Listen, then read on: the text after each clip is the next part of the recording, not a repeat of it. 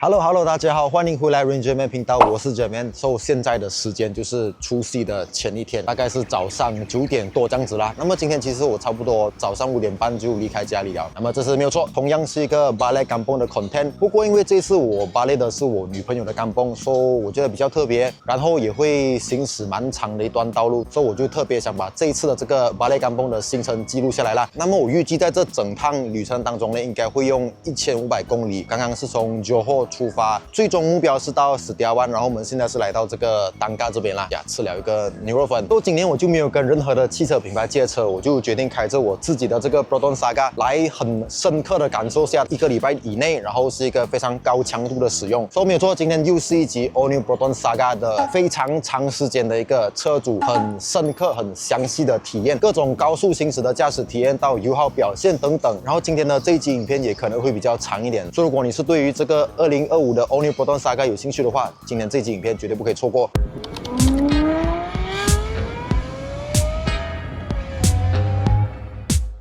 OK， 我大概是昨天傍晚的时候就到了史迪亚湾啊，然后吃了一个晚餐。那么首先我最先被震惊到的就是这个史迪亚湾的物价，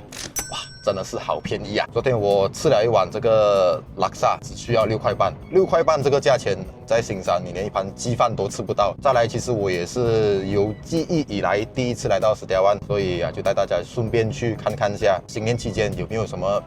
特别的美景还是美食。然后昨天的整个车程呢，其实是差不多6-7个小时这样子了，换着驾车啦，所以我有坐到后座也是我第一次真正坐在我的 Saga 的后座那么长时间。所以就我感受下来的这个 Saga 的后座方面，其实它整体就是可以坐的状态当然它不会特别舒服，椅子我觉得比较平，然后也偏短，这个没有办法啦，毕竟它是一台小车嘛。如果你是时常后座有需要载人，需要走蛮长距离的话，可以去看看一下舍丹汽士它的这个后座其实是会更加好坐。再来这个油耗表现方面的话，昨天我真的是被震惊300回这个也是同样是我第一次测试全程 highway 的油耗情况。其实在之前我就有试过这个 Saga 它的油耗表现差不多真的是58%city 58% highway， 然后行驶了510多公里，如果没有记错的话。不过那个情况其实我就真的是把它去到完了，油箱已经是3条 dash， 我已经看不到我还有多少的可行驶里数了。那么昨天其实就可以看到我们一共行驶了466公里，然后电脑显示还可以行驶100多公里啦，所以算到来的话，甚至是已经逼近一缸油可以行驶到逼近600公里。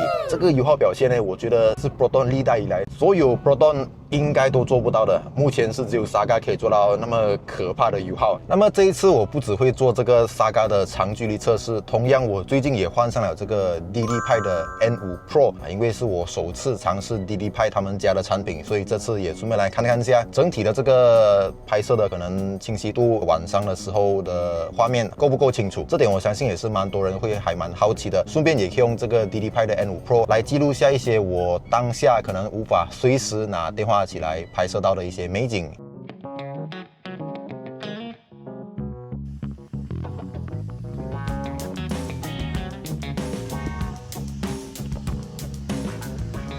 那么今天就是这个大年初一除了去各种亲戚家拜年以外，同样我也有发现到这个 DD 派 N5 Pro， 在我昨天体验了过后呢，晚上我也有 check 了拍到的各种 footage 啦。我觉得这个 DD 派 N5 Pro 它的这个画质算是出乎预料的好这个前 4K 后 2K 我觉得是真的啦。从一些片段大家也可以看到，这个 N5 Pro 它的画质确实是够清楚，重点是车拍这点也是可以非常完整的记录下来。那么同样这个 DD 派 N5 Pro 它在晚上拍摄的时候也有用上这个 Night Vision 2.0 加上 AI ISP 的这个算法，讲人话就是用 AI 的一些演算方式为它的这个夜间拍摄进行补光，所以在你晚上灯光不够的时候反而这个画面还可以看起来很亮，所以就可以多少弥补这个晚上光线不足拍到不清楚的这个问题出现。那么讲到下载片段，这个 N5 Pro 同样它也是搭载了 WiFi 6的这个超级无敌快的下载速度，这边实测给大家看整个下载过程呢真的是不到1分钟，所以如果真的是讲你发生任何情况，你都可以用非常快的速度马上就可以把这个 footage 下载下来了。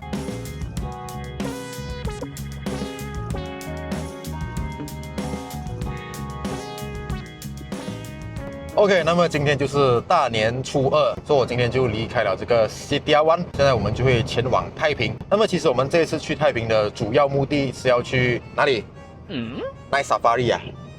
啊，一个晚上的动物园啊，有什么动物可以看？卡皮巴拉有吗？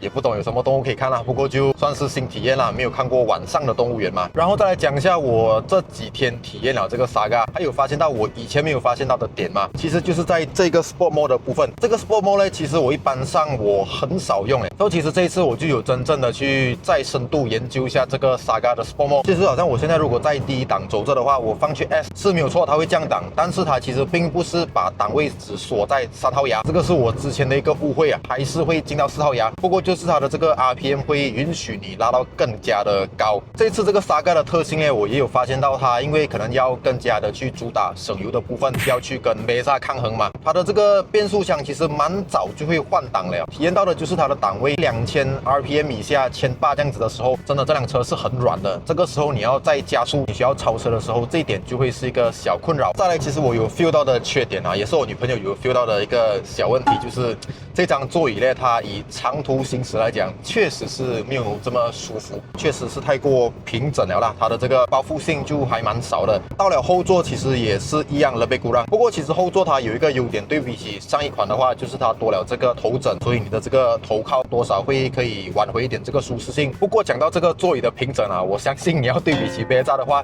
别扎绝对是来的更加平。几乎是没有包覆性。当然，我这一次是拿这个 Saga 来行驶了差不多5个小时、6个小时左右，不间断的开车，才有得出这样子的结论。从Johor到 KL 啦，大概4个小时左右的车程，我觉得都还是 OK， 都还是可以接受的。因为这个 Saga 毕竟它是一台 S segment车型 ，Saga 它还是一个更加偏向于城市取向。不过你要讲 Saga 在这种 highway 的行驶来讲的话，其实我觉得真的是非常的出乎预料的。毕竟我也是第一次用 Saga 走这么远嘛，讲它的这个油耗啦，哇，真的是啊，不得不再讲多一次，吓死人。说这一点，我明天应该从太平回Johor的时候，就会再来实测多一次，看一下有没有办法用一缸满缸的油啊，直接不回Johor，中途不打油，这个是我明天会想挑战的东西啦。那么讲到这个超远途行驶啊，其实我们除夕前一天的时候就已经驾了超过5个小时啊，是真的没有停休息站啊。那么在这5个小时期间，其实我也有发现到啊，我的这个 Dashcam 这个 N5 Pro， 因为它用的是超级电容，它并不是搭载着电池，所以它的这个耐热度方面，我觉得确实是做到不错。它没有自动闪退。再来这个 DD 派的 N5 Pro， 它也有这个双储存系统，机身本身就已经有64GB 的内建储存。再来的话，你再 plug 多一个 SD 卡，当然它的这个容量就更加多。这点的好处其实就是可能你会怕，如果 SD 卡坏掉，还是讲你买到老牙的 SD 卡有问题，真的是 read 不到你的 footage 的话，这个时候 DD 派的 N5 Pro 它本身还是会保留比较紧急的影片存在它的这个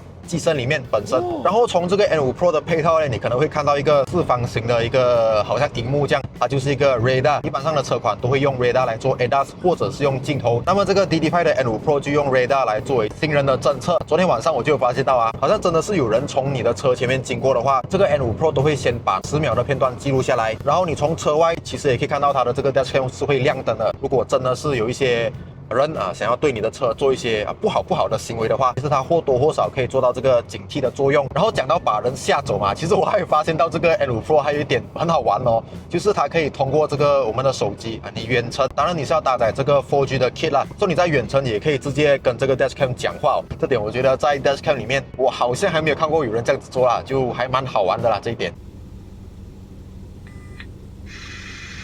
我知道你看不到我，但是其实就在这里。哎呦，我的腰啊！那么开了一小段的这个 highway， 我就发现到啊，这边 highway 的景哦，好像跟 Johor 的又比较像啦。记得上一次我也是跟我女朋友我们去怡保的时候，那边的 highway 就真的很漂亮，左右都是有山有水，还没有水啦，风景就可以讲是完全不一样。跟新山的好像就不太像哦，好像跟我的甘榜居銮的那边会比较像。然后接下去就带大家去看一下这个太平，等下我们到的时间预计是中午，再带大家去看一下晚上的这个动物园是长什么样的。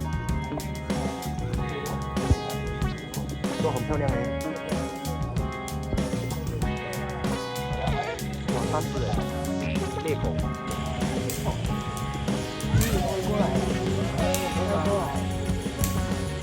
OK， 现在这个时间就是初3吧，那么我们今天就要离开太平了。这个 villa 是我们昨天住的，个人其实还蛮推荐一下，确实是不错。整体环境大家也都可以看到了，它是在一个高一点点的地方，所以整体环境其实还蛮好的。然后重点是后面还有自带小溪，这个 villa 叫什么名字我忘记了，不过这个 villa 是推荐给大家的啦。价格一晚没有记错应该是200多块啦，所以是还可以接受。那么其实昨天我们来到太平过后啊，就一样啦，吃饭然后去了按摩啊。那么按摩的话我就不推荐，价格方面没有特别惊喜，没有特别便宜，然后也其实算是我们在某红书上面看到蛮多人推荐的，不过手法收啦一般般。再来我们昨天的重头戏去了那个 Night Safari 呢，其实先来讲结论啊，同样也是不推荐，尤其是你是像我这样子2个成年人的话，成人的话收费是20块一个人，小孩子的话应该是10块啦。所以如果你是带着小孩子来到太平的话，晚上很多活动可能小孩子不可以去的话，那么这个 Night Safari 大家还是可以去走走一下的，尤其是各位父母。那么像我这样子，如果不是父母的话，我就不推荐啦。你是真的要去看动物的话，因为晚上确实蛮多动物在休息，然后也比较难看到啦。当做去看动物的话，可能会觉得有点不太值得。你当做是一个亲子项目，爸爸妈妈带小朋友去走走的话，还是 OK 啦。毕竟晚上你不可能去太平湖去公园走走的嘛。所以整个太平的 trip 就这样子匆忙的又短暂的结束了。那么行李也已经 load 好了，接下来我们就会一路往 Johor 回去，路程应该是蛮有挑战性的。那么如果熟悉我的观众啊，应该就会知道我曾经就是 long live hatchback forever 的。不过呀，最后妥协了，还是买了一台 sedan。确实可以看到这个 Saga 的 boot 真的是很能装，这个是小的行李箱啦，我要拍3个、4个，我觉得再往里面靠一靠的话，硬挤的话其实是挤得下的。这个 Saga 还蛮实用的，虽然讲我的这个 Executive 它在这边并没有一个按钮的开启，这点是我觉得小比较可惜的部分啦。如果是对于新年的时候我时常需要上下行李的话，就会多少有一点点的不方便。但是如果你讲我平常天用的话，我相信大家应该很少会开到行李箱啦，所以倒是还好，就1年有这么1次，会觉得比较麻烦一点咯。不过因为它的那个按钮啊是连接着这一整条黑色的 Proton 的 panel 嘛，所以如果之后有 aftermarket 做了一个贯穿式尾灯，加上那个 button 的话，觉得我肯定会第一时间去下单啦，会让它整个车尾看起来更加完整。现在我不懂大家会不会这样子觉得啦，我觉得它的那2个眼睛啊太小个了，2组尾灯隔到太远，好像一个人怎么讲，懒惰眼啊，还是斗鸡眼啊？总之就2个眼距隔太开的那个感觉，看起来就不够精神的样子。说昨天我是打了一个2次的跳枪，目前可行驶里数的话还有一个570 km， 再来昨天也走了8.6公里，这个是昨天打了油过后就自动 set 的这个 short trip 呀，所以我们接下来就看一下是否可以用这一缸570公里的油直接回到 Johor， 再做一个比较深入一点的油耗测试啦。那么这个油单的话，昨天是打了62块7毛啊，就是31.5 liter， 然后是跳枪2次嘛，所以我就预设我的 Saga 现在是满缸，在这个满缸的状态之下，有没有办法直接1缸油回到 Johor 嘞？那么我现在其实就还在太平，这个地方真的是太多红绿灯了，明明是几公里的路啊，我不懂怎么要走很久的感觉都不会到的，好像我现在要去买个咖啡走了10多分钟啊，除非上到这种比较空的路啊，就会稍微快一点。在市区的话真的是太多红绿灯了啊，很多同行会有问我们为什么不要搬去 KL， 因为大家都知道蛮多那种车的 event 发布会等等都好，都是在 KL 举办。那么这个也是其中一点我不想去 KL 的，就是你会花很多的这个时间啊在车程上面呀，浪费时间啊，我觉得是就呀有时间还是自己拿来用比较爽啊，自己用比较开心。花这些时间来玩个手机啊，我都可以快乐一点，都好过我塞在车程里面什么东西都做不到。现在距离 Johor 还有344公里啊，刚刚其实我有走错路了，所以是应该多走了一个20-30公里左右。那么根据瓦姐，我们预计会到达的时间是晚上8点，其中我可能还要去尼莱一趟，然后可能会停休息站呀、上厕所等等，所以我预计回到我的Kampong回到Pulang的时候，可能应该是9点多10点了吧。那么油耗表现方面的话，目前是还有334公里可行驶的里程，然后是已经走了223.7公里，距离我们的目的地还有343公里。那么这个就是目前的油耗工况方面。再来讲一下我觉得这个 Saga 比较好的地方呢，就是这个 CarPlay 啊，我在这样子大热天的情况之下，刚刚连续开了应该3-4个小时了，我的这个主机啦，它都没有发热，也没有自己闪退的情况出现，我连着 CarPlay 听这歌都是这样。再来今天初3呢，就差不多有遇到塞车的情况，在塞车的时候，其实我个人就之前还满怀期待这代 Saga 会有的那个 ACC，Proton 家是叫它 ICC 啦 ，Intelligent Cruise Control。那么这套系统在 Premium 版本也是没有 ，Premium 版本的 Saga 是只有 ADAS 1.0、Blind Spot Monitoring 有 AEB 这些等等比较基础的主动安全配备。整个 Proton 家族都是采用这个 Steering 造型，它是已经有预留了这些按钮的孔位。我相信再过多几年啊，就可能连这种比较入门的车型 Saga 也好 ，Brezza、Myvi 等等都好，应该都会搭载比较完整的主被动安全配备 ，airbag 的数量也会给到更多，这个是一个趋势啊。Saga 其实算是在这个价位啦，4万多块里面啊，首个给到你 6 airbag 的车型。之后 Perodot 肯定也会更